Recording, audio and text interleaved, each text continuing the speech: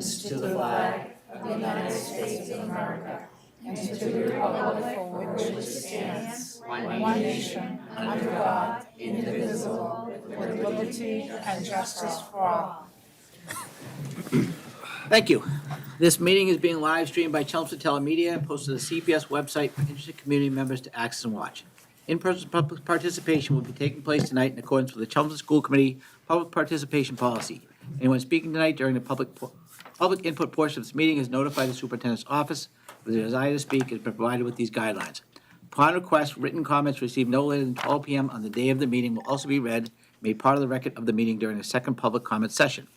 So welcome to this meeting of the Chelmsford School Committee. Our first order of business is to approve our minutes for our meeting on January 20th. Okay. I move that we approve the minutes of the regular school committee meeting of January 20th, 2026. I'll second. Okay, any corrections on the minutes? Okay, all those in favor? Aye. Okay, 4-0. All right, next up, we'll hear from our CHS representatives. Good evening, everybody. I hope you're doing well. I know the groundhog isn't really helping lighten the mood, but I got some good announcements that will. So Chelmsford High School junior Rhea Kanan has recently won the 2025 Congressional App Challenge. Her app, Yard to Yum, brings together restaurants, composting facilities, and farms in order to lower food waste, support local farms, and create a more environmentally efficient food system. Along with this, congratulations to Miles Redding Cooper, Jaden La Rochelle from the Whittier House, Emily Tran and Reese Boucher from the Emerson House, and Anika Gurijala and Danny Sang from the Hawthorne House for winning Student of the Month for the month of January. This weekend, the CHS a cappella groups, the Thursdays and the Crescendos, participated at Any Voices, with the Thursdays placing first overall. And congratulations to junior Rose Lovett for winning the Best Soloist, along with senior Mikey Lays for winning the Best Arranger.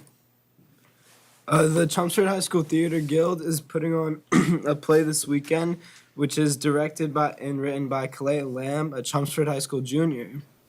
And the shows are both starting at 6:30 on Friday and Saturday. And the Lime Club is hosting the Limes in Tune event, which is where high school students have the chance to display their singing talent in front of an audience, which takes place this Friday at 7 p.m. in the McCarthy Auditorium. And some good news to end it, there's a half day this Thursday, and February break starts in 2 weeks on February 16th. Thank you. Important stuff, that's it. All right, any other good news to share? I think half days and no school is good news, but that's okay. So couple of things. One is I talk about this every year. So each year we are fortunate enough with our partnership with UMass Lowell that they have brought back the Teaching Excellence and Achievement Fulbright Scholars. And there are 21 total within the Merrimack Valley. Chelmsford High School has 6 of them.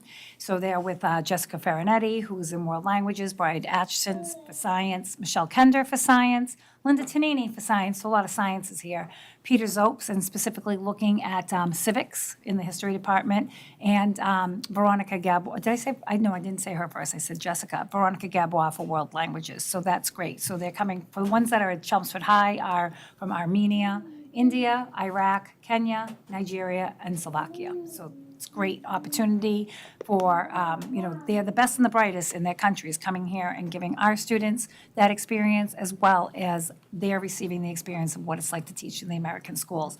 So at our next school committee meeting, they will be, all 21 of them will be coming from the Merrimack Valley to watch our meeting, because one of the requirements is to look at a government board and how it runs. So same thing we do each year, so they will be filling the room next week. So we're very excited to have them. And I guess this is good news because we get closer and closer to the end. Tomorrow is the 100th day of school. 80 more to go.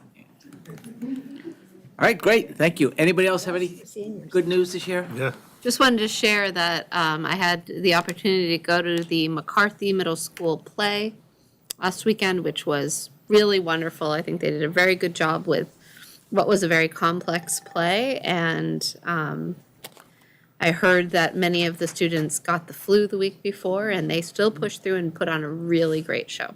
Great. All right, anybody else? Okay.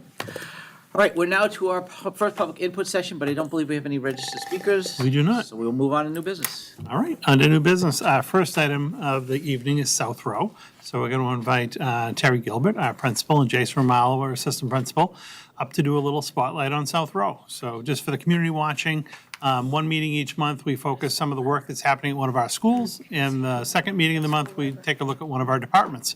But tonight, we're fortunate to have Jason and Terry with us to hear a little bit about South Row. Don't worry too much. Not everybody is going to talk back there. Most of them are. You do have quite the crowd with And you. we're not going to say much, right? So, hi, everybody. Nice to see all of you again. And tonight, really, so I'm going to try to keep mine brief so that we can kind of get to the content here. I think with the help of Jason and his relationship with UMass Lowell, since he's finished his doctorate, he's an adjunct professor over there. We are strengthening our relationship with UMass Lowell. We like to think of ourselves as a learning lab, and we hope to continue to do that. So we have some people here from UMass Lowell that are part of the program there. We have some people that are students at UMass Lowell. We have some host teachers here, and we have some students that have been part of those classrooms to kind of talk about how those relationships and partnerships are going.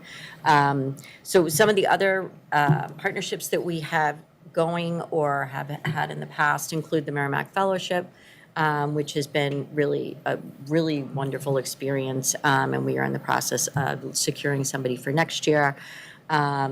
But we also have had students reach out, a lot of Chelmsford students that go to Bridgewater State, and we've hosted them for observational hours.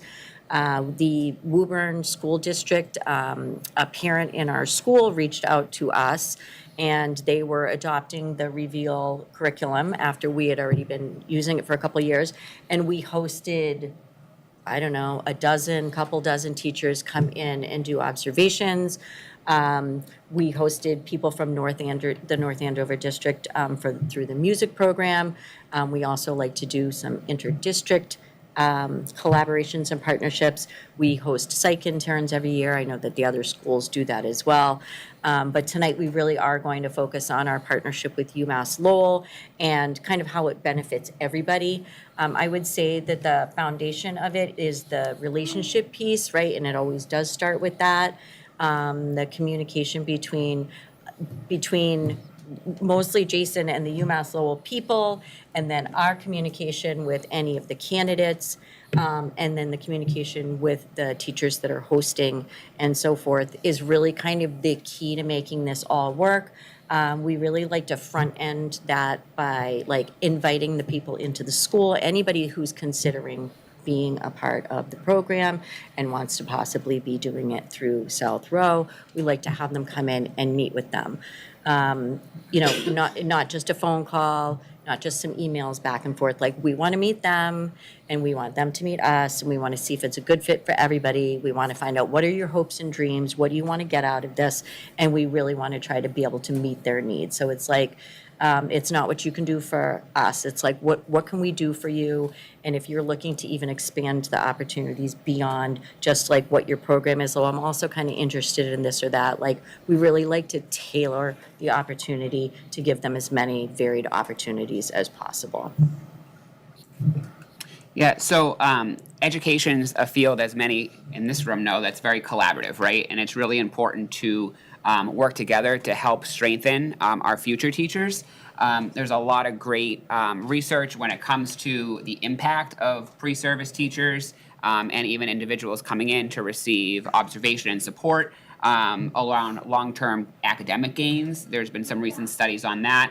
It really helps the mentor teacher and the school culture in the sense of being reflective and innovative with new ideas, right? So it's not only, like Mrs. Gilbert said, about what they can do for us, it's what we can do for them too, right? They come in with a lot of new ideas, which our teachers will talk about. And on our pre-service teachers, this is the opportunity that really helps them with classroom management, those things that you're not really going to get in a textbook, so to speak. It helps build quality student teaching and emotional resilience and belonging within a school. So I thought we'd kind of bring some of the research into what we're talking about today and the impact that pre-service teachers have on our building. Terry talked through this a little bit, but we do a lot of steps to make sure that we're thoughtful in our partnerships. Like she had discussed about meeting with faculty, meeting with administration. We try to set clear expectations as to what we expect. And of course, there's that fun paperwork that happens to make sure that we're all ready to go on the Chelmsford side, but also on the UMass Lowell side. We communicate with students and families when there's different partnerships happening as appropriate, right? When student teachers are coming into a room, that's something that we want to make sure our families know about. There's continuous opportunities for feedback and check-ins throughout the experience to make sure that it's positive for everyone. And tonight's presentation is primarily focused on our strengthening partnerships with UMass Lowell. So we're going to start inviting our entourage up. And I'm going to invite Dr. Colleen Tapley, who's an assistant teaching faculty and co-director of the bachelor's program, up, and her sidekick, Sarah Zatorsky, who's responsible for a lot of the fieldwork experience. Thank you. We're so excited to be here. Thank you for having us tonight, and we're very thankful for our partnership with Southrow. Our Bachelor's of Education program at UMass Lowell is a dual license program. It's the only dual license bachelor's program in the state of Massachusetts. We think it's really important for our students to get that general education, grades 1 through 6, and special education, pre-K to 8 degree and license. It's designed to help prepare high-quality, equity-minded educators. We do a lot of work with culturally responsive teaching practices. Our coursework is grounded in evidence-based instructional practices and culturally responsive and sustaining pedagogy. It is field intensive, so our students start their very first semester, fall of freshman year, out in the field. And they continue their field work throughout the 4 years that they're in the program, with lots of our courses having field experience connections. We're focused on creating strong collaborations with local school districts like Chelmsford, and supporting our students in creating those strong connections to the school community. So one of the new essential elements from CAP really focuses on making sure that our students are prepared to make connections with families and be involved and engaged in communities. So that's a little bit about our program. Sarah? So I am the clinical field coordinator, so I do all the placements into the schools. I work directly with the schools, and I have the privilege of working with Southrow pretty consistently to set up what our courses are going to look like when we do visit Southrow. So we've had the opportunity to place several classes into Southrow. We've done Education 3600, which is our science course. They came in, they did some observations.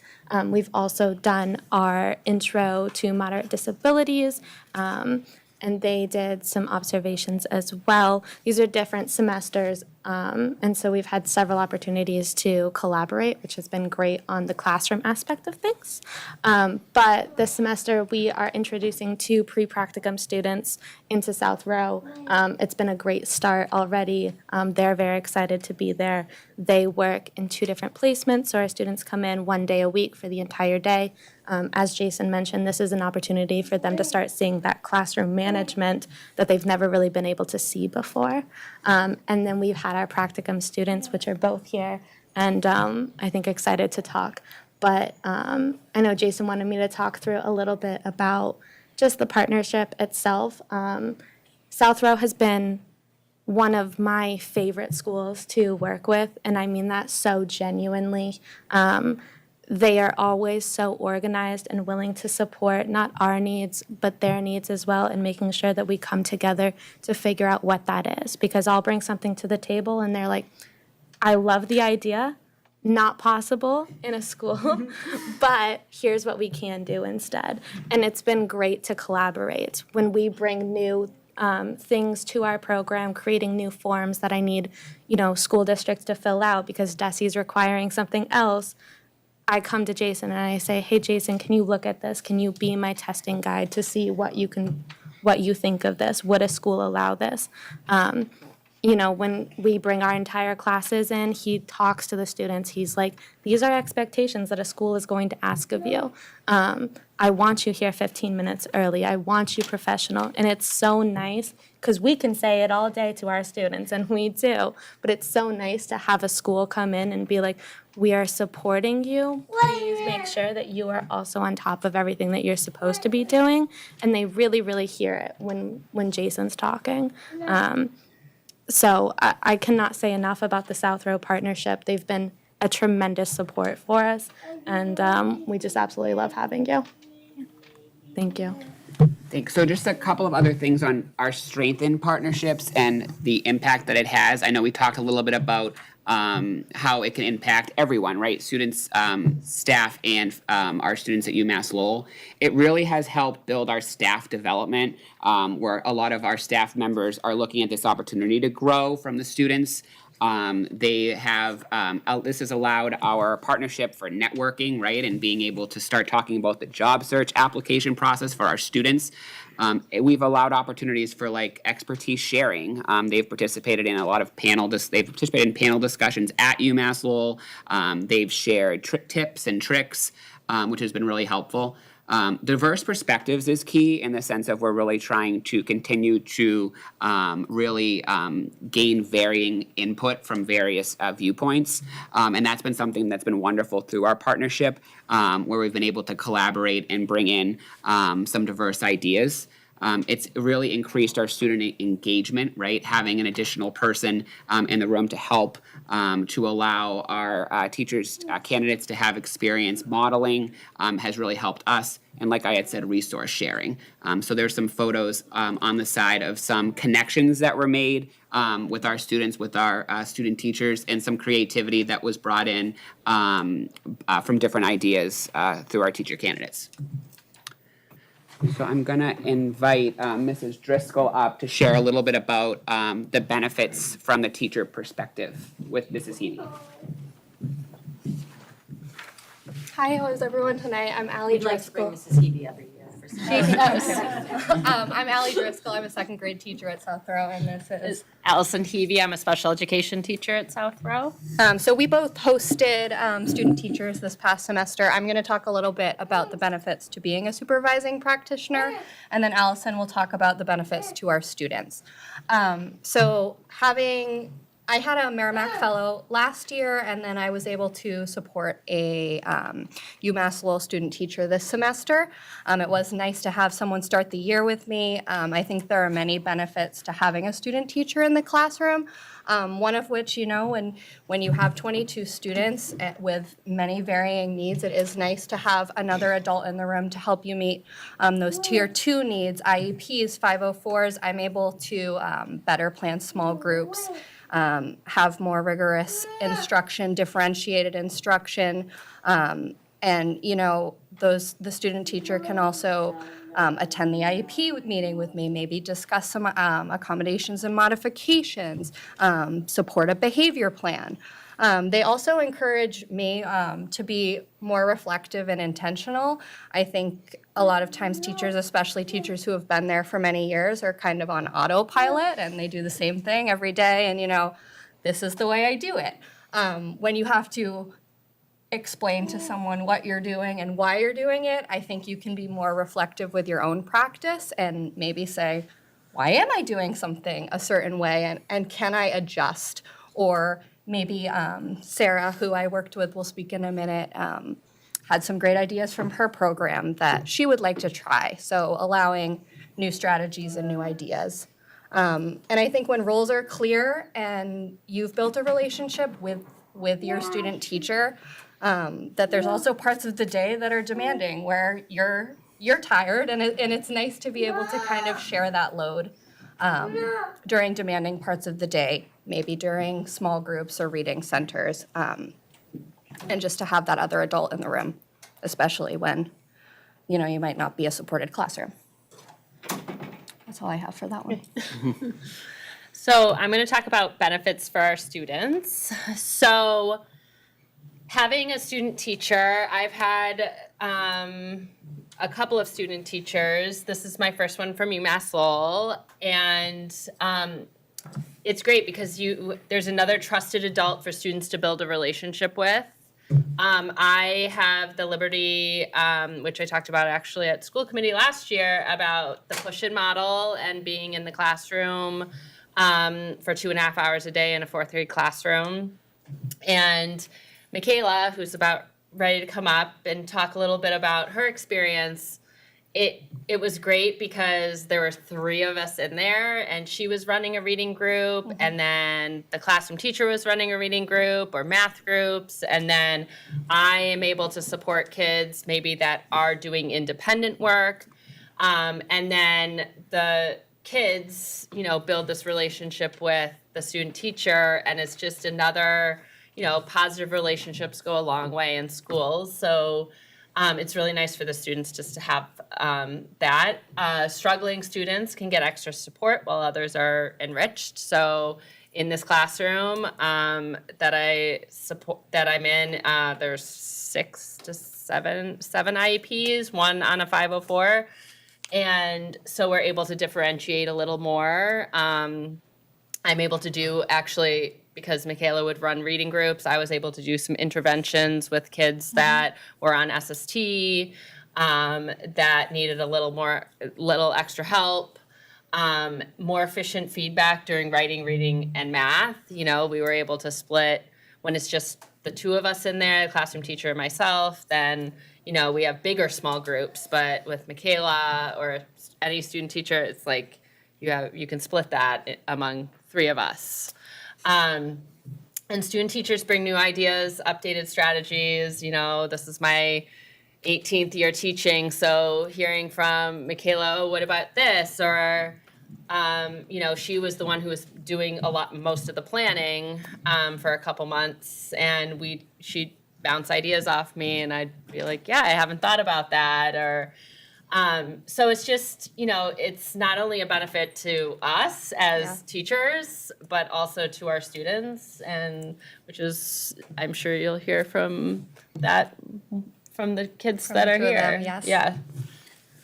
So they're the most important part. So we love to hear directly from our students. So we're gonna invite a student in 4th grade, Clara Bagney, up, and Jack Rigby in 2nd grade to share a little bit about their experience. You want to go first? Sure. My name is Clara Bagney. I am in 4th grade. I liked having a student teacher in my classroom because I could always ask her questions if I needed help when other teachers were busy working with other students. Also, it was another teacher to have a positive relationship with. Miss Cody helped me in class and reading and math groups. She also helped me think about what to write when we were writing about what we read in guided reading. Thanks, Clara. Already, Jack? My name is Jack Logia. I am in 2nd grade. I like having a student teacher in my classroom because she is nice, fun, and helps me with my work. Miss Pompa helped me in class when I needed help with math and writing. She helped me come up with ideas in writing and helped me solve addition word problems in math. Nice job. Good job, you guys. Thank you, guys. All right, Jack, you got it. You're done. You can go sit down. Nice work. Are we done too? Thank you so much. Next, we're gonna bring up 2 of our student teachers, one that just recently graduated, Michaela, and Sarah, to talk about their experiences from the student teacher perspective. Okay. Hi, I'm Sarah Pond Bryant. I was in a 2nd grade classroom in the fall with Allie Driscoll.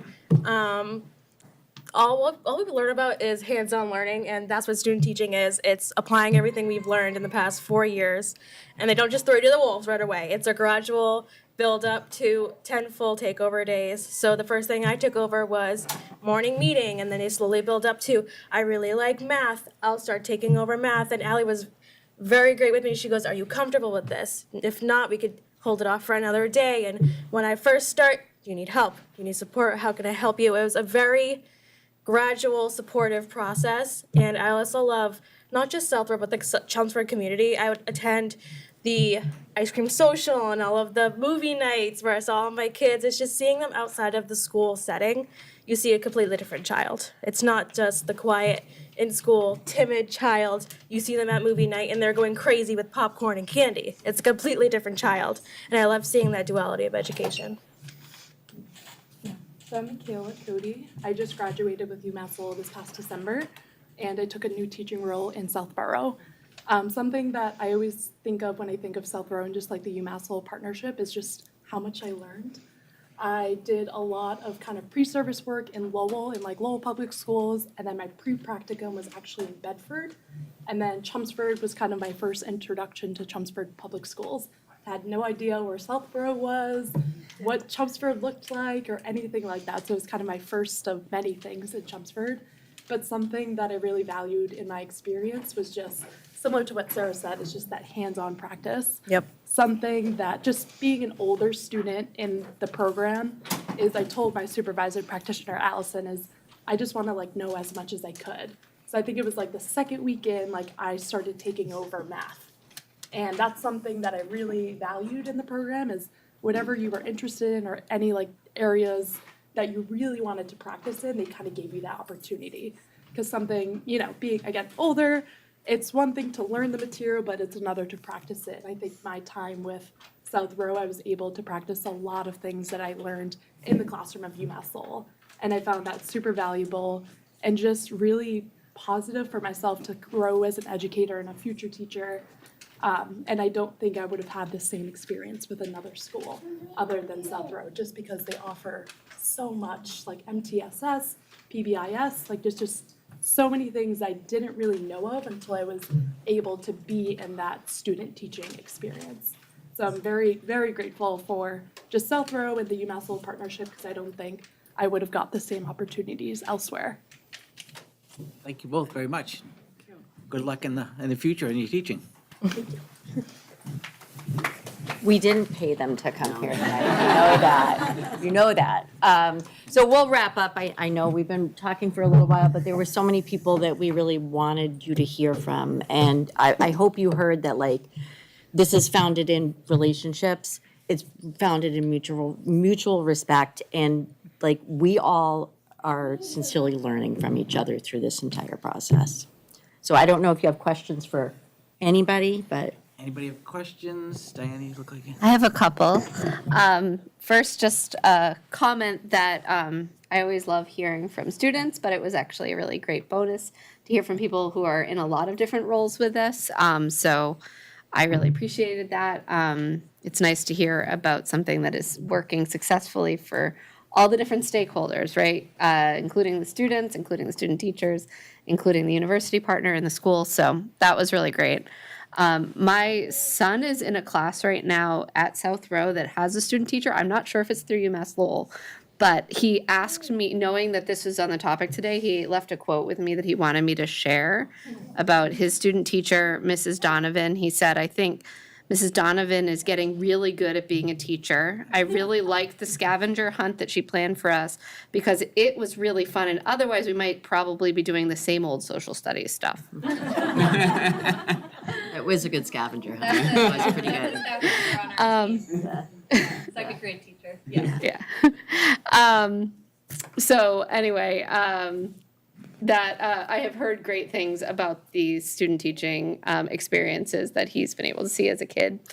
I did have two quick questions. One was, so way back when I student taught, I wound up eventually being able to work in the district where I had done student teaching, a different school, same district, and it was so invaluable to have had that prior experience. I'm curious if in Chelmsford we've had a track record of student teachers coming back and working in the district. I don't know if you all or somebody at the district level might be better able to answer that, but I'm just curious if it's been a recruitment technique as well. To some degree, I have to say, like. Yes. Oh, there's one. Okay, we got one. All right, we do, and We, at the end of each year, I mean, Sarah, well, she's still wrapping up, but Michaela and our Merrimack Fellows, like, we wish we had a position for them. Right. And we typically will reach out to the other elementary schools and say, we've got somebody really good for you. So like, would like to keep them in the district.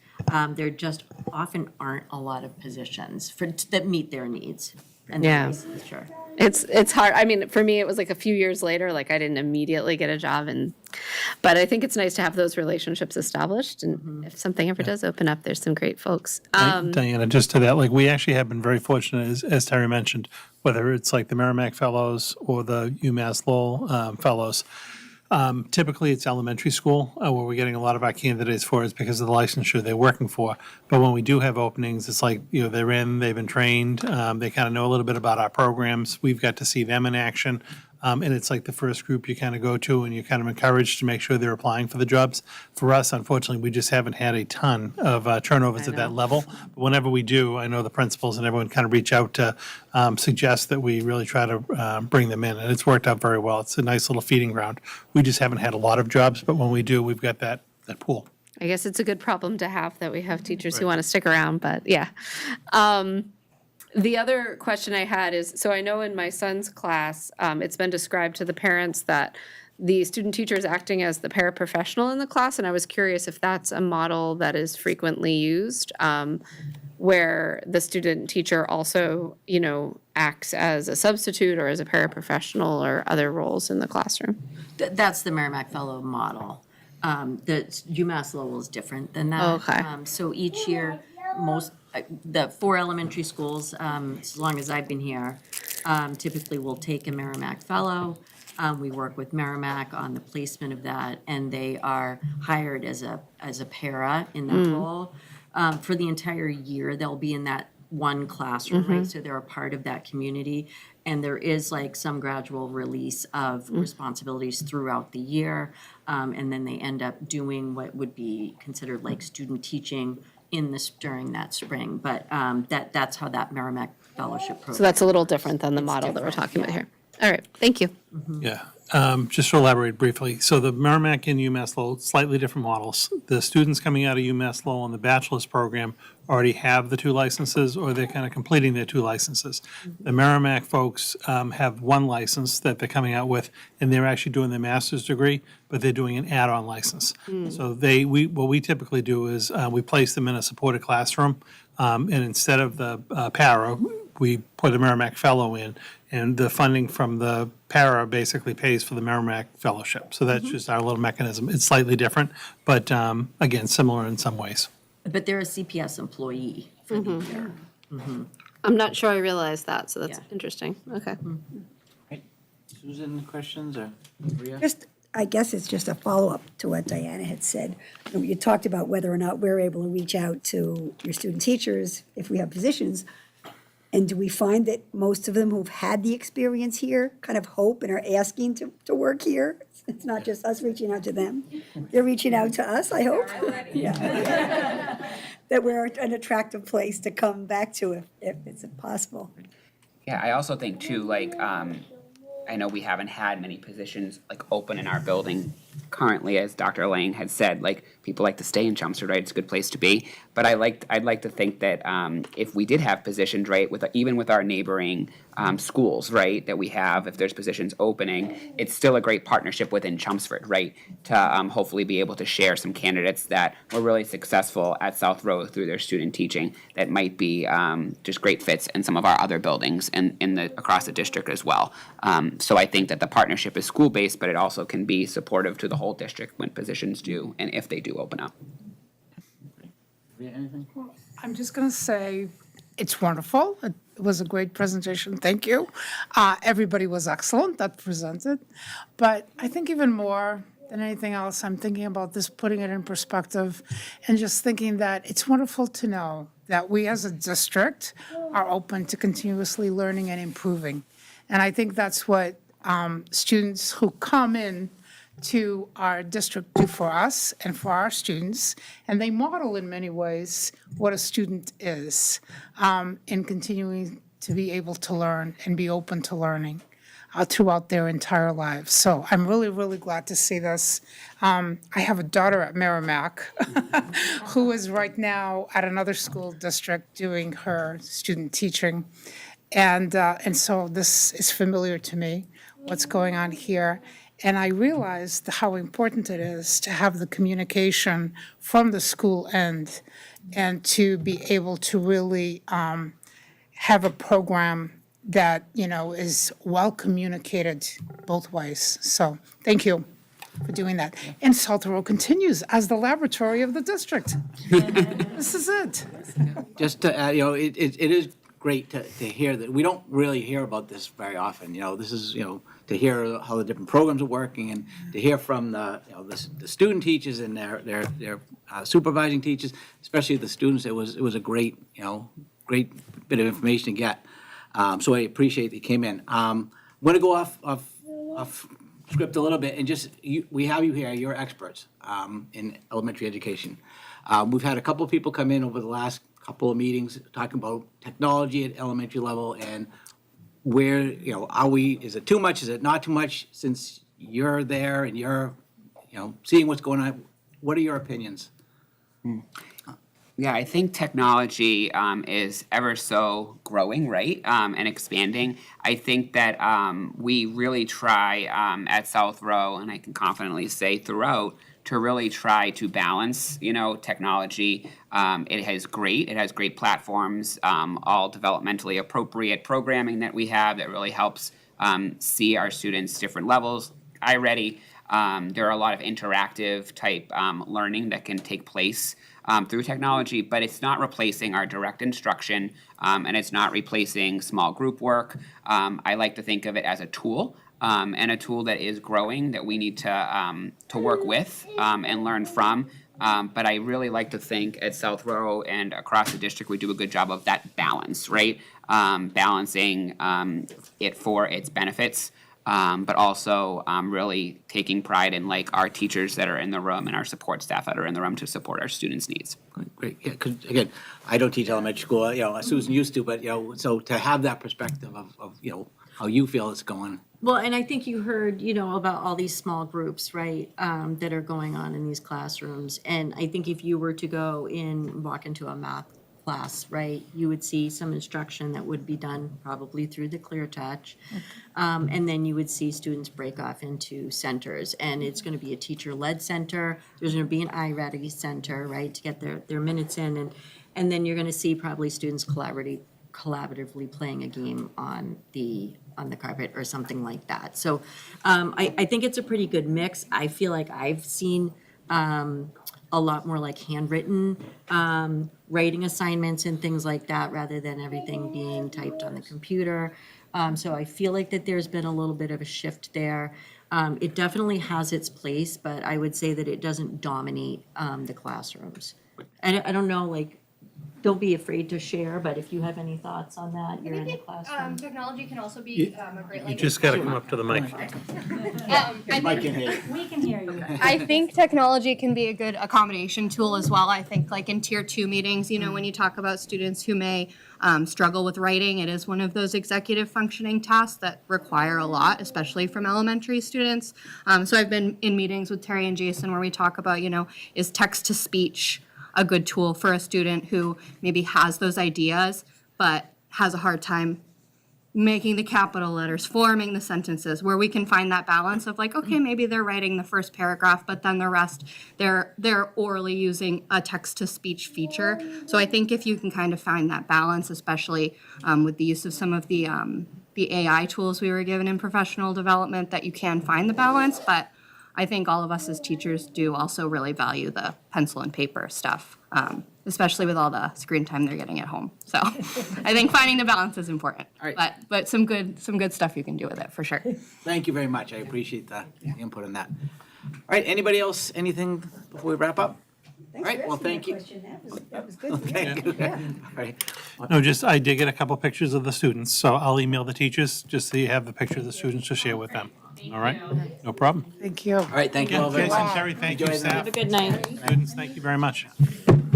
All right. Yeah, we'll take a couple minutes. It's a little different. Yeah. The ones that their names Thank you very much. Have a great night. It was good information, though. I like, They really do a lot of. yeah, that's great. Both It was elementary and special ed. South Row and Center. Really kind of have a lot of like student teachers and a lot like a lot of schools have the Merrimack Fellows.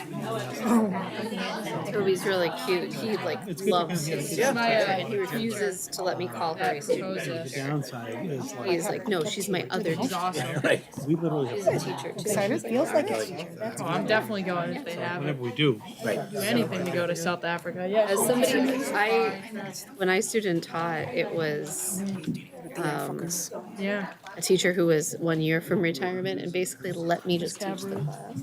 Oh, shoot. I also appreciate that they're a little bit intentional about the gradual release process, because for me it was like, thank you, you're here, you have ideas, cool, go teach. See these animals, you know? Yeah. Hoping you I mean, it was, but it was like feet to the fire. And I thank you Bye, very much. Terry. Have a good You're night. gonna teach ninth grade honors English. Have fun. not enough feedback. All right, we're gonna jump back in on the agenda, so we're, Yep. Item 2 on the agenda is approval of some non-affiliated employee salary schedules. These next 2 items we discussed in executive session prior to the last meeting. Just as way of history, typically, once we settle contracts with all of our union staff, we then come back and take a look at the non-affiliated or kind of the non-union staff in the district. So you had 4 different groups for you tonight that we're looking to provide salary increases to. The first group, as I outlined in the memo, are actually 4 positions that kind of align themselves with secretarial type positions. They're non-affiliated at central office. So the second page just lists those 4 individuals. And what we basically try to do is just align them with the CFT, the support staff contract, to make sure that the non-affiliated wages aren't falling under the affiliated wages, and that they're actually comparable or matching. So Joanna just compared the fiscal 26 that we're currently in year, and then fiscal 27. I've incorporated the correction into the budget document, so it's part of the base. Happy to answer any questions on this one, but would be looking for your approval. That would affect those 4 individuals at central office. any questions on these positions? Everybody's good? Okay. I'll take a motion. I move that we approve an increase to the annual salary as specified to the central administration support positions effective July 1, 2025. Second. Okay, all right. So any further questions on that? All right, we'll do roll call. Susan? Aye. Diana? Aye. Maria? Aye. Aye, 4-0. Thank you very much. The second group of people are our building principals. And so we actually have they're all on independent contracts because by statute in Massachusetts, principals can't be part of a collective bargaining unit. So they all have individual contracts, but what we try to do is have a salary schedule to just make sure that their salaries are in line at the district level. We have an elementary grid, a middle school grid, and a high school grid. We had previously approved a grid that went up through fiscal 27, and it had a 2.5% increase in fiscal 27. The rest of our union groups got 3% increases. So the grid reflected for fiscal 27 actually just increases it from 2.5% to 3% to be consistent with the wage increases that were given to our contractual employees. And then it goes out in 28, 29 with a 3 and a 3. So basically, it's a 3% COLA increase in 27, 28, and 29 for the 3 different levels of the principal group. I'd recommend your approval of that. Any questions on this one? And these, I don't have a question, but I have a comment. I really appreciate that there is a schedule, even though this isn't the kind of position that needs one, but I think it really keeps everything transparent, so everyone knows exactly what everyone's rates are, and there's no questions and worries about who gets what, why. I just appreciate it being really clear that way. I think it's a difficult group because their contracts are all different. Yeah, the bands. contracts come into place at different times, right? Yeah. But we've tried to have there be some consistency and something to reflect back to. Some districts do and some districts don't. But we have just found internally that even like, say, hiring a new principal or the principals we have, they can kind of understand where they fall and there's a rationale to it. It's not just on a whim, something's Yeah, happening. I really So, appreciate that. yeah, so it's worked out well. right, anything else on the principal contracts? Okay, take a motion. I move that we vote to approve the Appendix A, non-affiliated principals salary schedule covering FY '27 through FY '29 as presented. Second. Right, all right. If there are no further questions, Diana? Aye. Susan? Aye. Maria? Aye. Aye. Thank you. Our third group are also central office administrative positions. These are our director level positions at central office. Again, to Susan's point, very similar. We have two different salary scales. We have one for non-affiliated licensed individuals. This is for our Director of Business and Finance, Student Support Services, Personnel, Professional Learning, and ITS, our technology position. And then non-licensed positions for Director of Human Resources and Director of Facilities. This, again, their current rate had gone up through 26, so we're recommending 27, 28, 29, just with a 3% cost of living increase each year, a 333. Okay. Any questions on this? Okay. Okay, I move we vote to approve the Appendix B, non-affiliated central administration licensed and non-licensed staff salary schedules covering FY '27 through FY '29 as presented. Second. Right, if there are no further questions, Susan? Aye. Anna? Aye. Maria? Aye. Aye. Thank you. And then our fourth one, the other individual in the district who's on an independent contract is our Assistant Superintendent for Curriculum. Consistent with the salary grid we've done in the past, again, for consistency's sake, we have that. The salary grid had gone up through fiscal '26. This salary grid, Appendix C, adds Step 5, and then it adds a 27, 28, 29 for the next 3 fiscal years, a 3%, 3%, 3% COLA, again, consistent with the other wage increases in the district. So I'd recommend your approval of that salary grid. Any questions on this one? Okay, so all these 333s are just in line with what we give the teachers and the paraprofessionals and Yes, so if you recall, actually, the teacher's grid had a slightly higher 3.5% on the top step and a 2.5 down low, but the average cost 3%. When we did the administrators bargaining unit, they did 333. So it's basically a 3% cost, so this is consistent with what we have incorporated with all the other contracts. Okay. All right, any other questions on this one?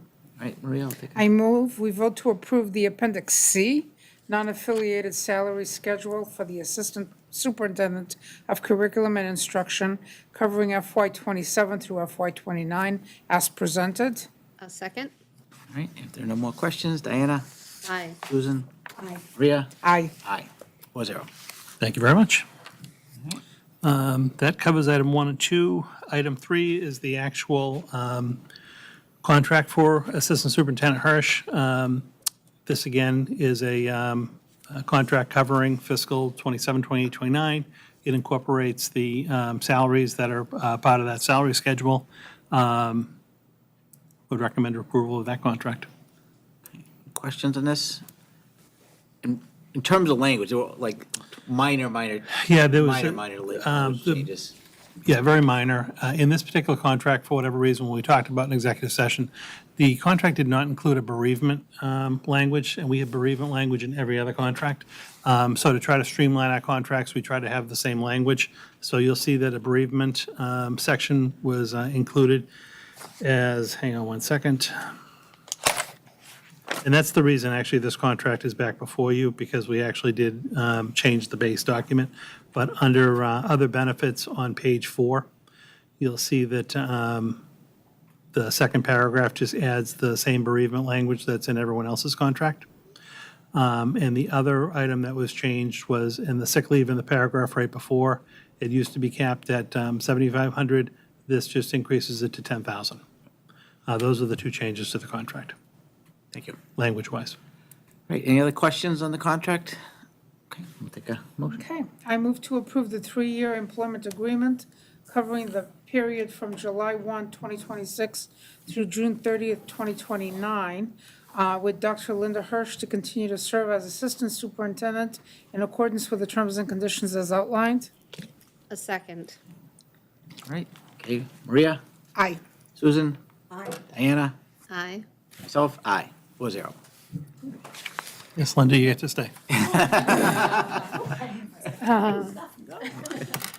All right, moving right along. Item number 4 this evening is our budget for fiscal '27. Thank you. Oh,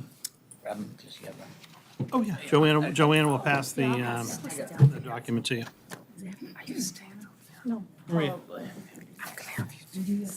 All right. Oh, sure, absolutely. I got a physical copy yet. Here I come. I'm gonna be here till 8, so it's probably. There you go. You can have one if you want. I always get one. Oh, all right, sorry. Don't There you leave me go, out. there you go, Don't there leave you me go. out. Thank you. I just returned mine from last Oh, year. we're good. Oh, the boys can have one. Yeah, You guys want one? Yes. Oh, yeah. I love them. I want Home and to study. review it. We're going to ask you questions tomorrow. This is tomorrow. It's really good to understand them. All right, so we are getting, just for committee's reminder, and then obviously for anyone watching at home, we're quickly approaching budget season. So the budget for the school department actually begins being formulated in the fall. So right when we hit October, we start working internally on the budget. We have individual meetings with all of the different schools and principals to talk about their existing staff. We do a reconciliation. We talk about needs and things along those lines going forward. Get some input from the various departments about what's happening in their worlds. A lot of it also is tracked through our strategic plan and the various meetings we have to talk about how performance is going in the district. Between October and now, we kind of finalize what our budget recommendation is going to be. We work closely with the town manager. I work with Paul Cohen on both the school department budget as well as ultimately the town budget that he'll recommend to the town meeting in the springtime. We actually had 2 different what we call them tri-board meetings this past fall. We had one in November and then one in December because the fiscal outlook, not only for Chelmsford, but I think statewide, was relatively bleak with regard to various levels of state aid. We had a significant increase in the town for the cost of health insurance. We had significant increases in the Middlesex retirement system. Now, not all employees of the Chelmsford Public Schools participate in the Middlesex retirement system. The administrators and the teachers are actually in the Mass Teachers Retirement System, but all of our paras and secretarial staff and custodial staff are actually part of Middlesex retirement. So that assessment went up significantly. So it was putting a lot of constraints on the available resources for the both the Chelmsford Public Schools as well as the town. Originally, back in November, we were projecting on the school side about a $3.5 million cost for what a level service budget in the schools would be. As I'm going to explain to you tonight on a positive note, that actually got down closer to $2.5 million based on some of the different figures that kind of worked in our advantage.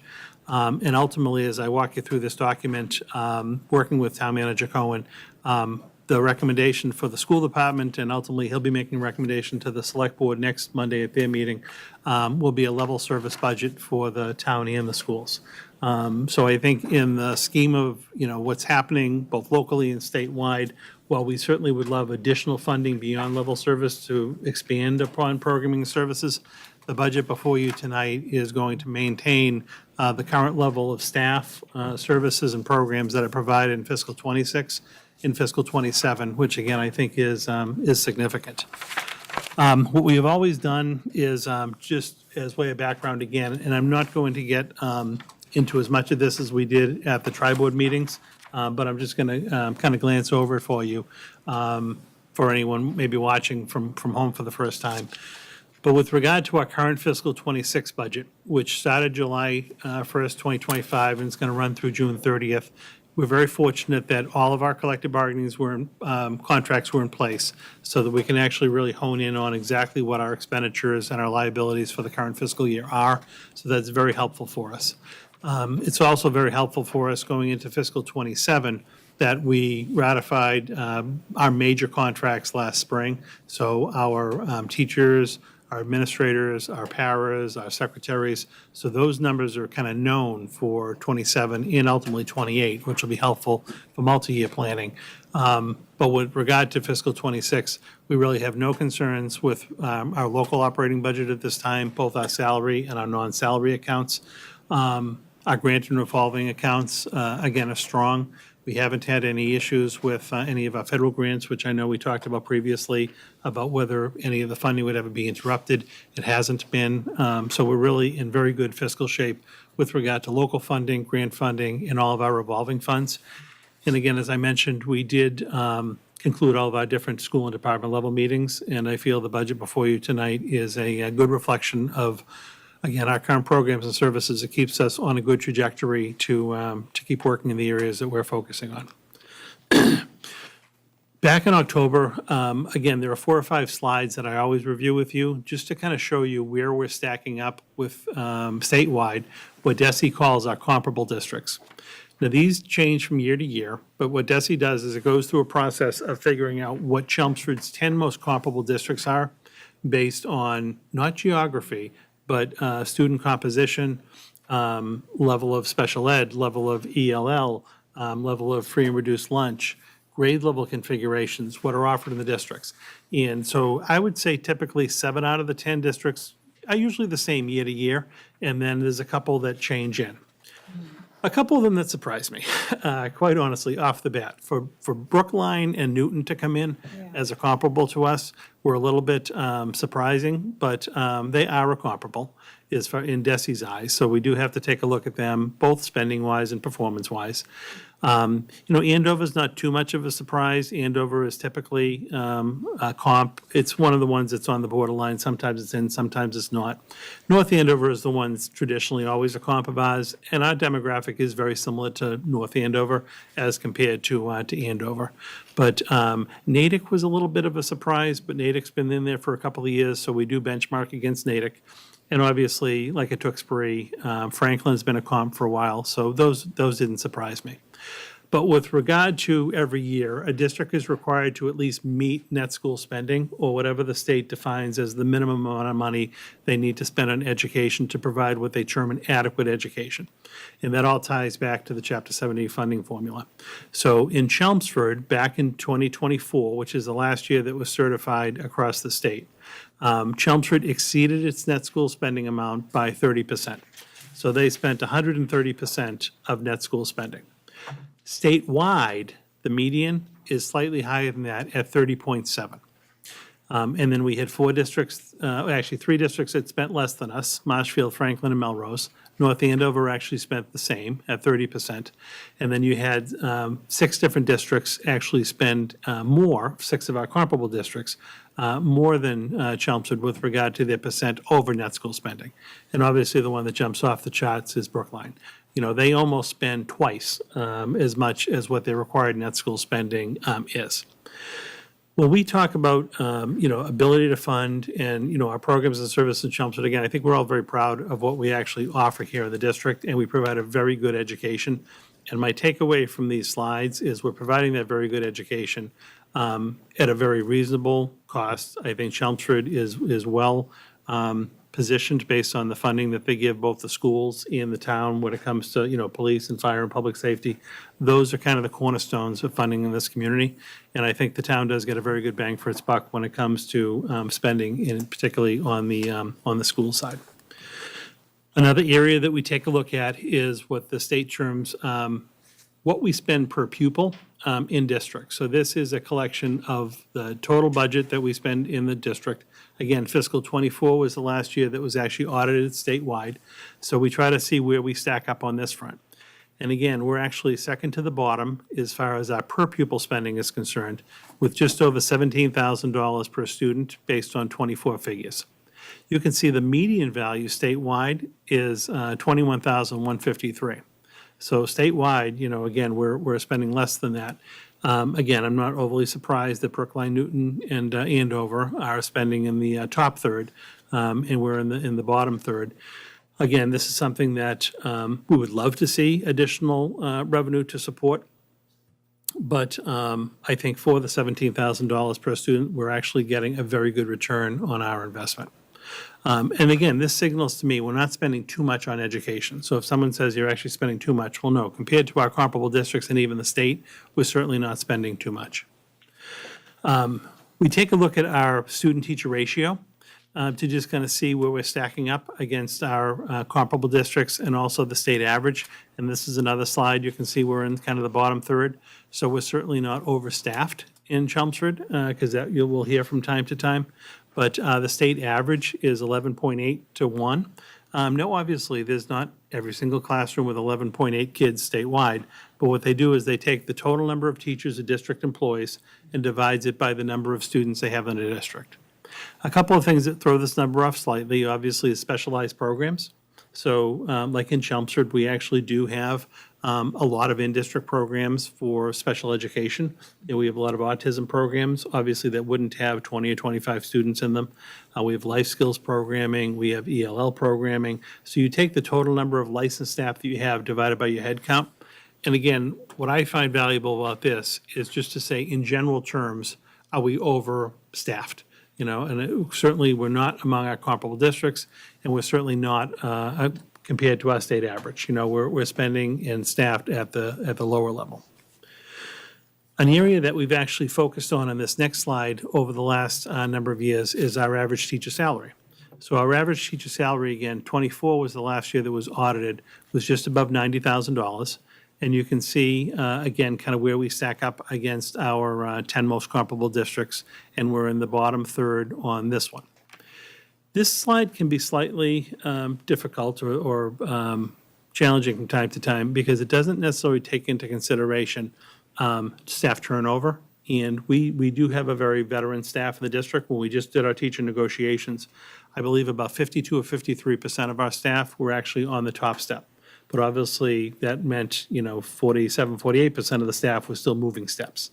So when you're moving steps, you're not only getting the COLA increase, say the 3% that we just talked about, but you're also picking up 3 to 4% per step in between. So people are getting a pretty good jump until they get to the top step. And then when you're on the top step, you're getting just the annual COLA. When you take it cumulatively and you take the average, that's where it's coming out to the 90,000. Again, I use this as kind of a benchmark. And again, we're in the bottom third. This is something in the last round of negotiations. We talked about this a little bit earlier with some of the non-affiliated contracts. We actually added 3.5% on the top step to just try to start to move that number a little bit. So we're hoping in time that we'll at least kind of jump up to the midway point. But, we're not far off it. But certainly this is an area that I think the committee's focused on. I'm focused on trying to make the salaries as competitive as possible to really attract and retain teaching staff. And we've talked about it earlier, we don't have a significant issue retaining it. When you come here, you typically do like to work, but we want the staff that are here that do a very good job to feel valued and feel like they're being compensated appropriately. So that is something that we work on. And just before we go on, just sometimes you adamant, sometimes you don't, is that this is all the financials. If you put the academic achievement, where we're on the bottom third here, we're at the top third. Yeah, actually, in the slideshow that we did for the fall town meeting, when we do, so we typically, spending-wise, staffing-wise, are on the bottom third.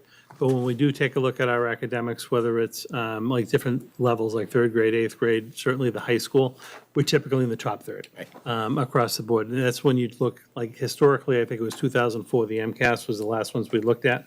And we even broadened it a bit beyond this 10 comparable districts to look at our geographical neighboring districts. We're certainly outperforming our geographical neighboring districts, but even when you look at our comps, yes, we're in the top third. So going back to bang for your buck. A very good bang for your buck, correct, for the money that's spent. We take the money that we spend very seriously. We're not trying to say that this isn't significant money or it's not a lot of money, but I think we use the money that we have very wisely. I think we invest it heavily in staff and services and supports for our students. And in the end, our students do very well. I think you get a very good education in Chelmsford. And just a quick comment on the teacher salary. While we do have to be concerned about whether or not Chelmsford is attractive for teachers to come to based on the salary, we also say to the community, we are not being at all extravagant in how much we're spending on teachers either. We're really working on keeping the financial picture as low as we can and still have great services. So I think that's a tricky thing here, like, oh, the poor teachers don't get as much. But the town gets a lot for that amount of money. It's a balancing act, right? Because I think the slide that talked about class size shows that we're not overstaffed. The staff that we have are not overcompensated. But a lot of that also plays into the fact that, we're able to have a level service budget when many of the districts around us are in really tough financial shape, and they're looking at pretty significant cuts. And we're not looking at a cut scenario. Right. Again, I think we manage the money that we have very well. And it's been aligned to the strategic plan work that we're doing. And it's going to allow us to keep moving forward. Again, when a lot of our neighboring districts and statewide, people are really in tough financial times. So as we look at the budget itself, again, I did work very closely with Town Manager Cohen on this budget. Both the schools and the town are going to be able to support a level service budget for next year. Again, happy with the fact that we're able to maintain our staffing levels, our programs and services we're offering this year, next year. Our budget increase will go up $2.5 million. That's the recommendation, from $75.65 million to $78.15 million. Obviously, because this is a level funded budget, there's not significant changes in the budget document as you go through it. But we have incorporated all of the salary increases from the negotiated contracts. And again, fortunately, we know what they are, so that's very valuable for a budgeting standpoint.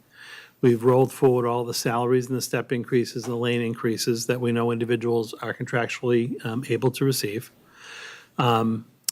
We've budgeted all of our vacancies. We have about 8 or 9 teacher retirements. And just to that, when we were kind of talking about like when the South Row staff were in here talking about retirements, we actually only have 1 retirement at the elementary school grade level next year. We have a kindergarten teacher at Byam retiring. We don't have any other retirements at the elementary level. So we've got some great staff that we're in working with, but we just haven't had the turnover to be able to really, hire a lot of them. But when we do, we've got a built-in crew there, but we're very stable. But we did account for a budgeting savings of, obviously, when people retire, typically in the top step, we budgeted step 3. That's what we've been historically doing. So just under $75,000 is what we're budgeting for the replacement. Again, building in those savings helps us get to the level service rate. We have found when we've looked at, regionally, we're going to maintain day-to-day substitute teacher rates, day-to-day para rates, long-term sub rates, day-to-day sub-nurse rates. I think they're on the high end. They're probably on the top third end of spending. But we want to make sure that when we do have staff out, that they're replaced with really as highly qualified individuals as we can find. That's something that we do every other year. We do a benchmark on to just make sure that we're comparably paying those positions. But this budget's able to maintain those increases. And when I talk a little bit about, because we talked previously about a $3.5 million ballpark cost for the level service budget, but we're receiving $2.5 million as the increase, or just about a 3.2% increase. Part of the reason we were able to do that is because we actually saw a $425,000 decrease in special ed out-of-district tuitions, which doesn't happen often. Usually your out-of-district tuitions are going up. But we actually have several very expensive out-of-district placements that are aging out, either at the end of the spring or early fall. So we're able to account for those savings. So that was a decrease in tuition, which you typically don't receive. We also have an extra $235,000 in circuit breaker revenue. So that's like an extra help. And we're able to budget a revenue offset again from Valley of at least $300,000 at this point. And I don't want to get pinned to a number because I don't know what it's necessarily going to be, but I think the 300 is conservative.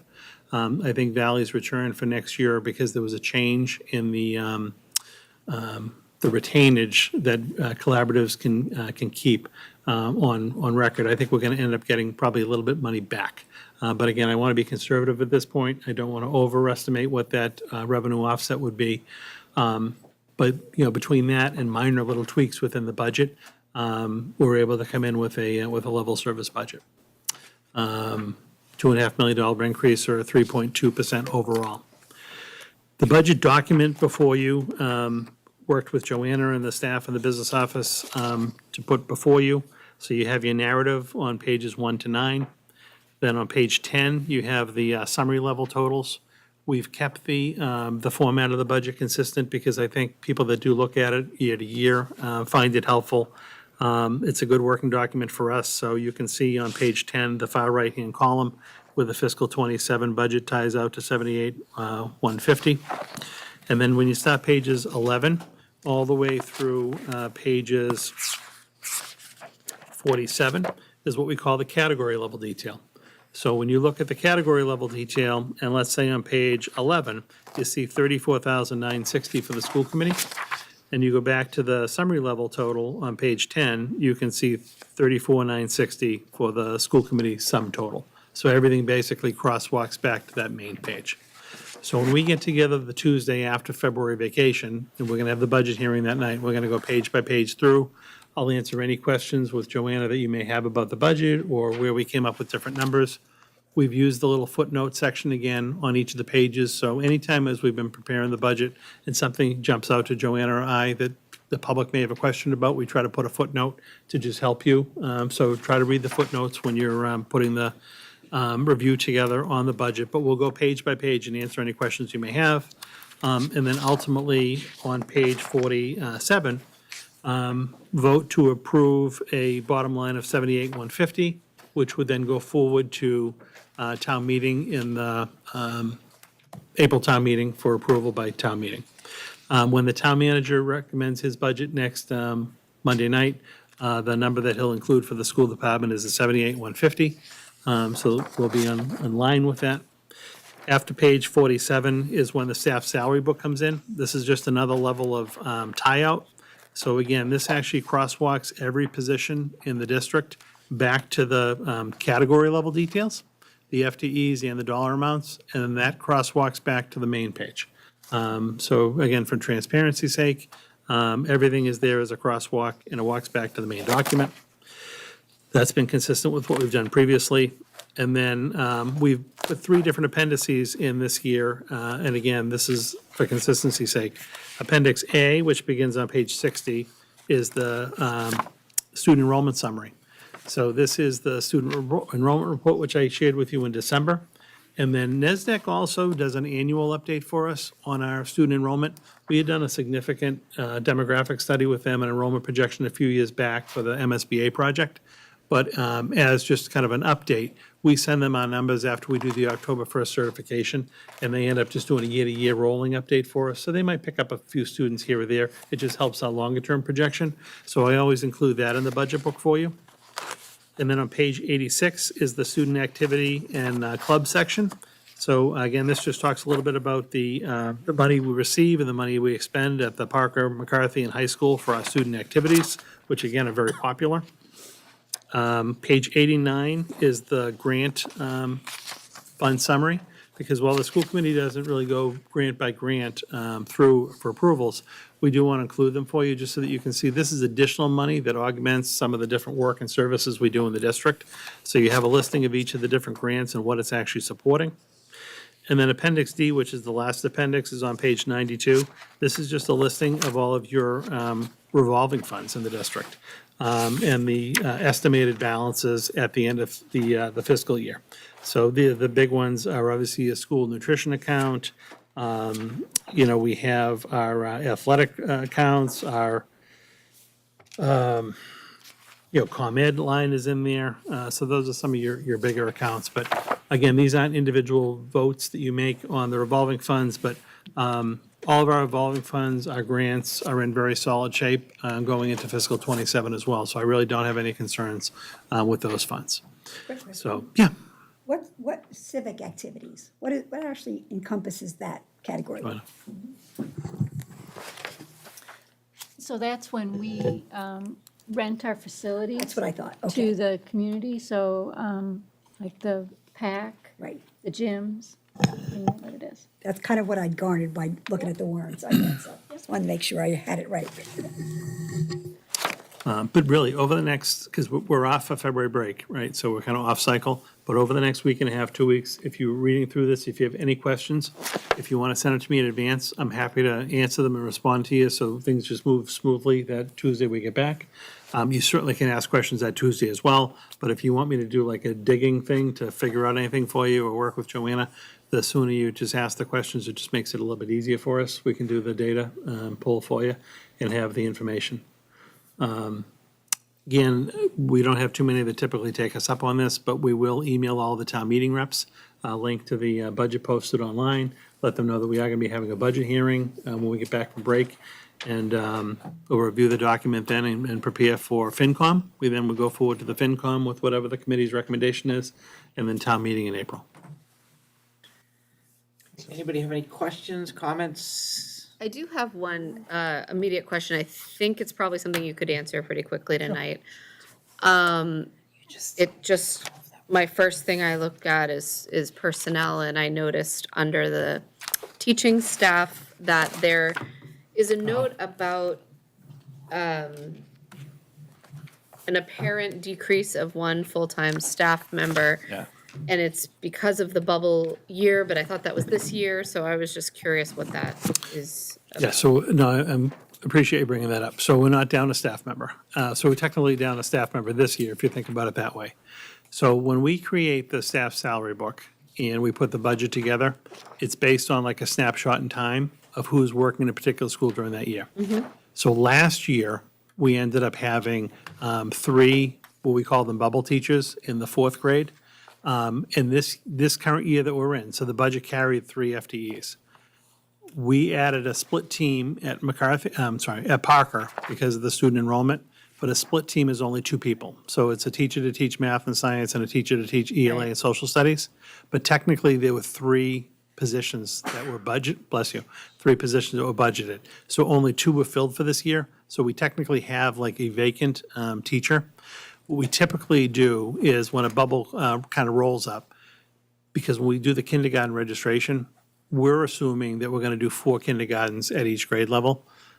Based on numbers, if we ever had to add, say, a 5th section, Right. sometimes I'll float that bubble down to K.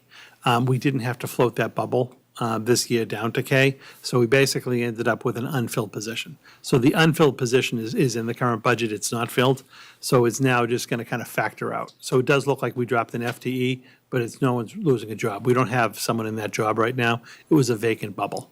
So this budget just accounts for that shrinkage, that going away. Just for my clarity, so there are no elementary schools right now with 5 sections in kindergarten?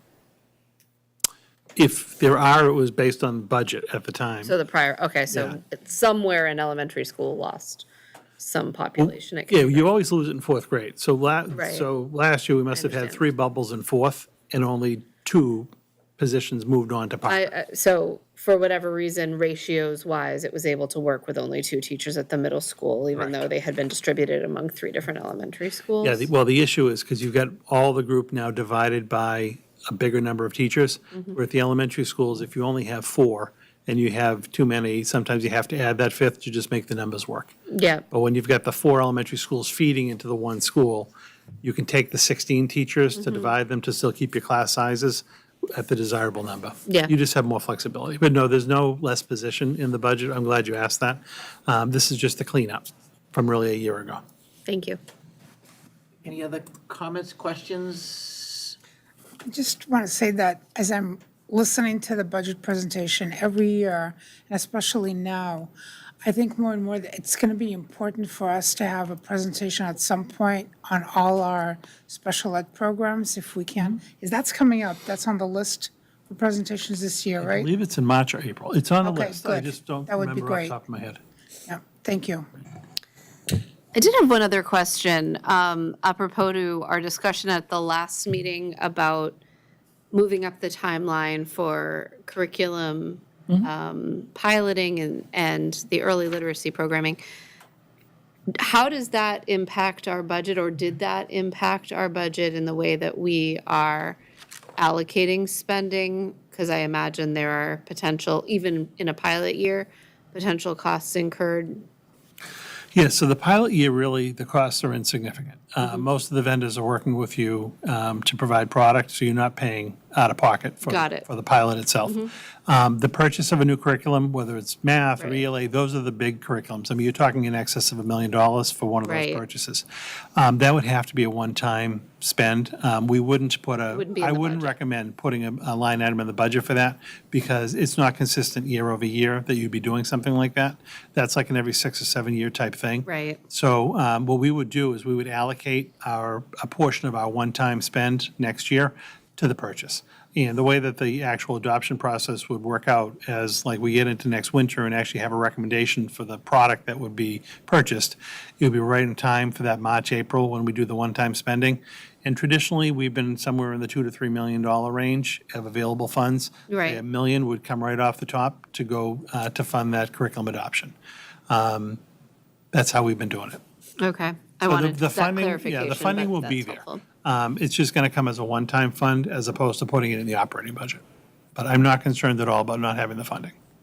Thanks. Any other questions, comments?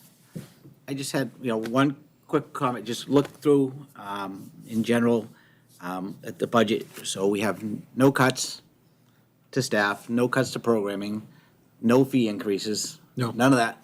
If you read the paper, and I read the paper all the time, that's outstanding compared to where a lot of districts are right now. A lot of districts are fighting with being $1 million over, $2 million over, cutting staff, cutting programs, increasing their fees. I mean, I'm up in the upper Merrimack Valley, so I read the Eagle Tribune, and just every day there's another article about another district that's in dire straits. And to be in this condition and under these circumstances, I think that's a credit to the superintendent, his staff, and the way they do their budget, so.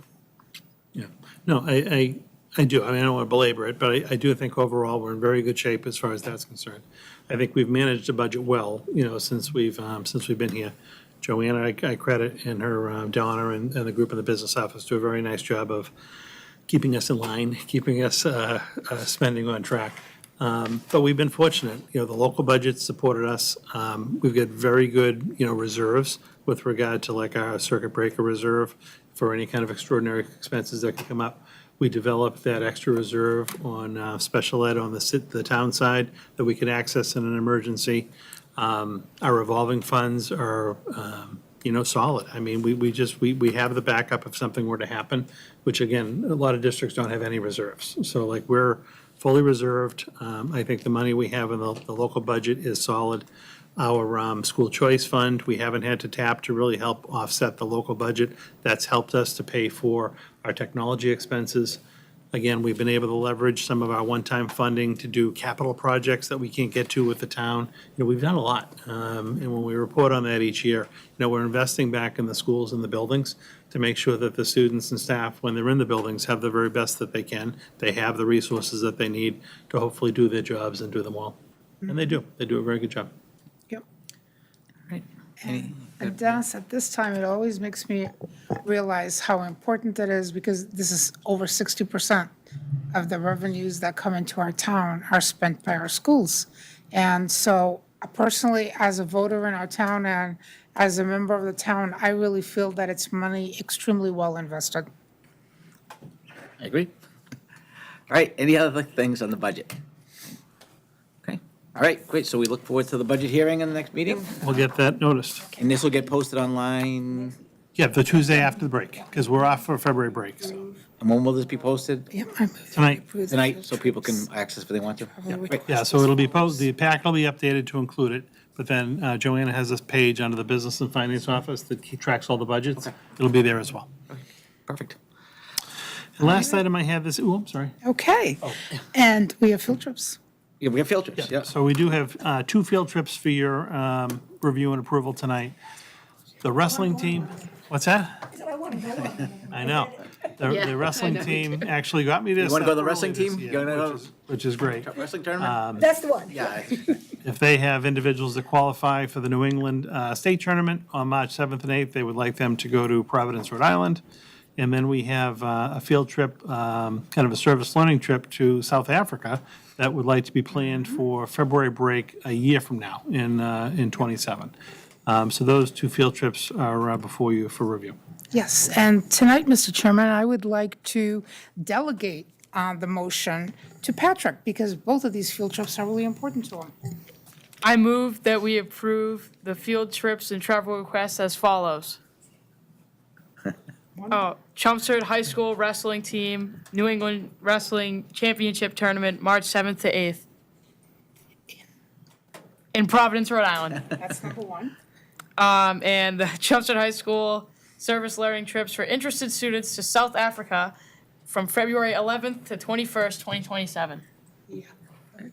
I will second that motion. Okay. All right, does anybody have any questions on either field trip? I just say it's amazing that we're going to South Africa, not New Hampshire, and Rhode Island, and not New Hampshire. That's great. No, it's described as a service trip. Do you know what service organization is running the? Yeah. Yeah, it's on the back of You're it. going It's on the to- back. Yeah, I think I'm an interested student in this the second trip, and the first. But the second trip they want to do. I also checked what they're gonna do by the day, and there's gonna be work in the schools that kids are gonna do. That's wonderful. I didn't know if there was a particular club this was for. Or... One No, of the people that are going on it has a service learning club, but this is through the world language and Okay. that service learning club, but it's really through the world language department. Oh, okay, great, okay. All right, so we have a motion, we have second on both field trips. All those in favor? Aye. Great. It's Both wonderful. are approved, so. Thank you, Patrick. You can apply for your field trip. All right, does anybody have any liaison reports? Maria? All right, so I have a couple. I attended the Center School PTO meeting. For me, always a pleasure. They are an immensely incredible group. And they are right now in the middle of Taste of Chelmsford, which is going quite well for them, always does. They're going to have, the first time for a while, they're going to have an International Cultural Day, and they already have 10 groups or families that have signed up to present their culture and so on in the system. Their fundraising is going extremely well, and they're able to provide quite a few of their activities free of charge to families. So that has been going quite well. The second meeting I attended was the Wellness Committee. And if you'll remember at the beginning of the year, I said the big thing this year is the Wellness Fair, and that's going to be March 6th. And I volunteered for one thing on this thing, which is hobbies. So we're going to have some fun things with hobbies. But there's so much that they're going to have in the presentations. So quite exciting, and they've been working very, very hard at this. Susan, anything?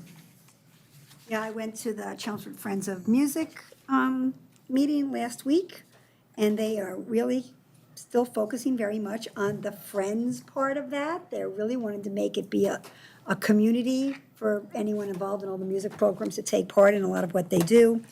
And a lot of what they do ultimately leads towards scholarships, which they give out, which I'll talk about in a minute. But a couple of things they've got coming along in the pipeline is hoping to do a music trivia night,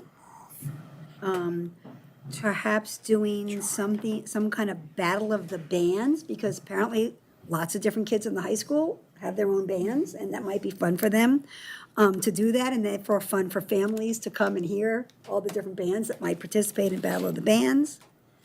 They're also planning to do a raffle when they have the instrument test drive for the fourth graders, rising fifth graders, that they're planning to do a raffle because they actually have a lot of donated instruments that they're ready to give out, and if they have a raffle perhaps to do that, that's one of their plans. The middle school Showboat Talent Show will be on May 16th. That's always really popular. And of course, an ongoing source of revenue for Chelmsford Friends of Music is the bottle and can drives. And they've talked about it, and it's relies on, right now, high school kids to volunteer and provide service hours. They're talking about maybe inviting middle schoolers to be part of that community as well, to just kind of help do that and get them engaged with their CFOM events. And all the money that they goes toward scholarships. They've got 2 big scholarships that are available for seniors who participate in any of the high school music ensemble groups, and also do community service, such as working at the Bottle and Crayon Drive.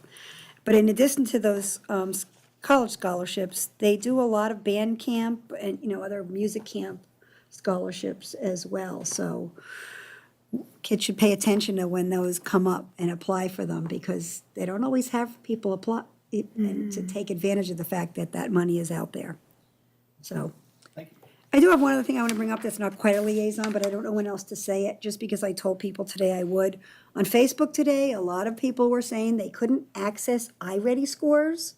So I just said that I would bring it up to let you know that apparently people need a little more clear guidance on the procedure for getting their kids access to their kids' iReady scores. A lot of parents had different solutions, but they weren't all the same, and some people say they gave up and they never even try. So I just wanted to pass that on to make sure that everyone has clear instructions on how to do that, because apparently it's not clear enough. They have to go through their students' Clever portal, and there's the And same directions as I they said, receive each time.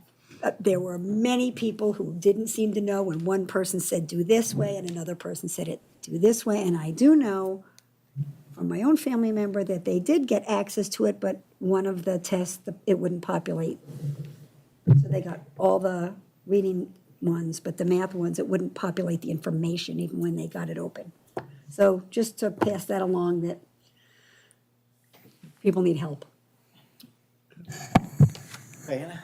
I'm just gonna, before I share my liaison report, I can share that I was able to get one of my two children's very easily, and the other one is not working. So I would just reiterate, as somebody who definitely knows how to do it, I don't know what's going on, but it's being the portal is being very strange. I don't know if it's just overworked. I do have two liaison reports to share, one official, one unofficial. My official one is that I was at the South Row PTO meeting last night, and we just heard a lot from South Row, but a few things that aren't covered because they're sort of in the unique focus of the PTO to share is that we got to hear from the second grade department. I really like the South Row PTO has rotated in educators from different grades for each meeting to really focus on one grade at a time, which is really wonderful. So as a parent of a second grader, that was a bonus, but it's always really nice to hear. Last month it was kindergarten. South Row meets remotely in the winter, and so that's been a bit of an experiment in recent months, and it seems to be working well. South Row has a Try It Tuesdays program, which is really fun, where kids try fruits and vegetables that they may be unfamiliar with in their classes. They're delivered into each class, and last Tuesday was olives, which proved to be the most controversial so far this year. My second grader loves olives, but he told me he was offered many, many, many olives from classmates who maybe tried one and weren't big fans. The other things that are going on at South Row, they've been doing a lot of school to family initiatives. They had a kindness challenge that involved students filling out a sheet for every time they do an act of kindness or somebody in their family does an act of kindness. And they had a big challenge to support students developing executive functioning skills, where students would get signed off by a parent for every morning that they independently and correctly packed their backpacks. Things like that, so really working on connecting with the community. And finally, there's work toward the science fair coming up on the 25th of February. My not official liaison thing is just sort of to share. I was able to attend, as I mentioned last time, I'm trying to get involved on our committee's behalf in the District 10 for school committees through MASC. And I don't think the word is district. I'm trying to think of the word. Region? I don't know. Region 10. I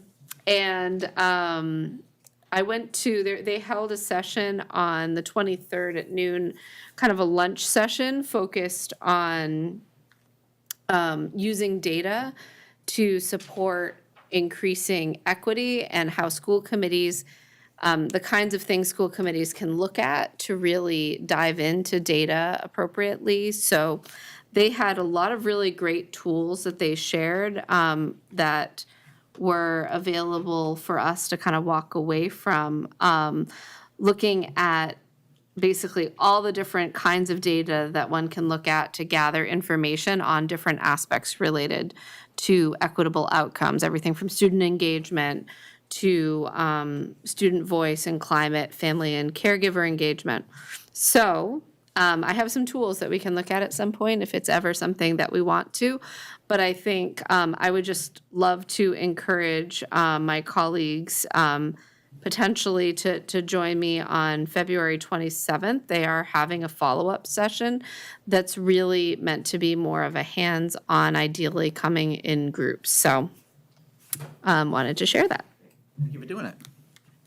All right, I don't have any reports, but Alumni Association is going to meet tomorrow night, so we'll have that. And then the building committee is actually going to meet over February break, which I think I mentioned before, is a date change. It's going to be the 19th versus the 26th. Hopefully by then we'll heard back from MSBA on our initial report. And Yeah, they sent just a couple of clarifying questions more for AI3 and left field last week, just preliminary type things. We haven't received the first battery of questions, but as soon as we do, I'll let you know. Great. Okay. All right, any new items? Anybody have anything they want to bring up? Not this time. I just want to bring up, I know Maria got this email too. One parent just had questions about recess and particularly indoor recess, which I'm sure is a big thing right now, since it's been 6 degrees out, and how they teachers balance the need for the kids to have free time with also having organized, non-chaotic time. So I don't know if we can get more clarification on that, because they would just wanted to know how can the kids get their extra energy out, yet at the same time they have to stay at a particular station and do a particular activity. So Right. I actually have spoken to this parent via email. Well, we've gone back and forth a couple of different times. It's a struggle, right? So all kids want to be outside at recess. I think all adults want the kids to be outside at recess. But there are times when you have to be inside either based on the cold or like we've had a lot of ice. So if you end up getting ice in the parking lots and things like that, it's very difficult to send the kids out. So you do have to improvise. The particular parent I spoke with, which I assume is the one you would communicate with as well, happened to have been a parent of a kindergarten student who was upset with the fact that during indoor recess, the kids were somewhat limited in what they could do for activities. The teacher basically designs like different activities for the kids to do and like rotates them around different tables of students for the activity. And the kids can work at the table, or they can work on the floor and the carpet next to the table and do their activity for the 20 to 25 minutes of the recess. The parent would like the students to basically have unstructured time and just to be able to go around the classroom or whatnot and not have it be so structured. It's a kindergarten classroom. I think the teacher is well within her right to be working with the recess aides to develop the activities for the kids to do. I support the teacher, I support the principal who has met with and communicated with this parent around the need for structure and just not complete unstructured time, particularly for kindergarten students in a classroom that has to turn into a learning environment 20 minutes after the recess. So it's one of those situations where, again, we can agree to disagree on what should happen during the time, but I do not personally have a problem with the teacher or the administrator and having the recess time for kindergarten students be structured as opposed to unstructured when they have to be in the classroom. I would love them to be outside. I'd love them to just be able to go to the gym and run around and get a little steam off. But at the same time, during the day that they're having recess, there's a phys ed class going on in the gym. It's not that the gym isn't being used. These schools are so programmed. Again, I think the teacher and the principal heard the concern. They just can't accommodate it. And I do support what the school is doing. I think, again, we'd love to see them get outside. And I think when the weather is okay, they try to. But we're even dealing, like this week, with just ungodly cold temperatures. So, when you're talking about, 5 and 6 year olds, having to get them all dressed up to go outside to come back in, it's just a lot. But again, the concern was heard. I think that particular parent just was not happy with the response. But there are times when you have to improvise, and I do not have a problem with the teacher and the staff having it be a more structured recess as opposed to an unstructured recess, particularly for kindergarten students. I appreciate what you said, realizing that as soon as that recess is over, that has to be a functioning classroom again. And when I know from experience, students are allowed to have free reign of what's in the classroom, getting it cleaned up and ready to get back to the curriculum can be hard, so they have So to. it's tough for kids too, and it's tough for 5 and 6-year-olds to have, in the same space, to be able to have whatever you want to have happen for 20 minutes, and then all of a sudden you've got to go back to rules and kind of like a classroom environment. Get everything put back Yeah, where it needs to be so that it's a well-functioning classroom. It's a challenge. I can see you smiling when you're thinking about putting the kids' coats on and stuff, bringing them Oh, outside. yeah, I've been there. Yeah, exactly. All right, well, thank you for answering that question. The only other thing I had, and we just got this email today, is that Day on the Hill, looks like, A, they moved it up to March. It's March 30th versus usually early April. And B, they're gonna bring it back to the State House, which is much better. Yes. So they used to do it in the State House, and you went there, you had your meeting, you had your lunch, you went and saw your state reps. Then they moved it down the street, so you had to go to the meetings down the street, then you had to go somewhere else for lunch, then you had to go to the state. So I think that this might, I don't know who's has time, but this, I like this format a lot better. It's a lot better. It certainly is a step in the right direction. I will have, Robin, if you'd like tomorrow, just email the committee the narrative, because we got it, and just circulate and see if anyone would like to go. We certainly can register you, and we can even talk as it gets closer, if people would want to carpool or whatnot. But I can have her send an email tomorrow just to get it started. Yeah, and then if we do have people interested, we can start contacting our reps and making sure they're gonna be around that day, so we can go talk to them, which, again, this is how it used to work. Yes. So it'd be great to get back to that, so.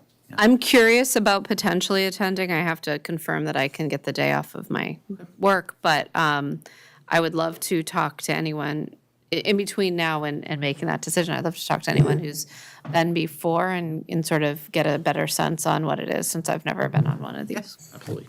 Yeah, I'm interested in going, especially knowing that it's going to be at the State House, because when I went, it was at that other building. I think it would be much more valuable going to one at the State House. Absolutely, yeah. Great. All right, there's no other public comment that I know of, so I'll take a motion to adjourn. And I am once again delegating this motion, this time to Richie. Go ahead, move to adjourn. I move to adjourn. Well, second. All right, all those in favor? Aye. Great. I did. All right, if everybody could just stay around, we have some documents.